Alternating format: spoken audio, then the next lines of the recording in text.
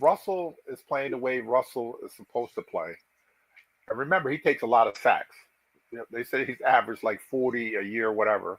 The Pittsburgh Steelers line is kind of suspect a little bit. If it's a left tackle or the left guard, I think they signed a guy from the Eagles. Uh, they have the big kid from Georgia. They moved him, to the other side. And if he's Russell of old, like Saul said, the way he played in Seattle, run around and making plays and everything, that's cool. But if he gets back there and becomes, too robotic and a statue, it's going to be the same results. And it's going to not going to be pretty.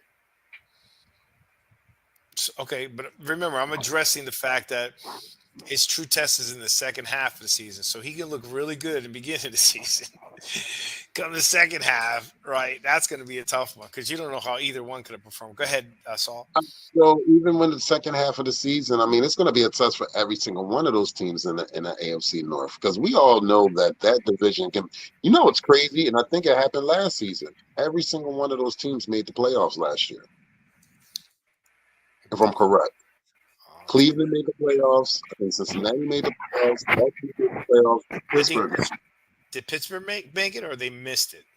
I think Pittsburgh might have just missed it. I think, but like they were literally like if there was a scenario where if we would have lost or we would have did this and they would have did this or something like that, then they would have got in. So it was a scenario that they needed some help, and I guess the scenario didn't work out. But three out of the four of the teams were in the playoffs last season.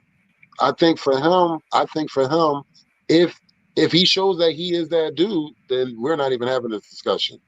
But if he gets to the point where, like Byron said, he looks too robotic, like you said, beat up on the easier opponents, and then come in and he looks like a scared deer in headlights, then yeah, we got a problem.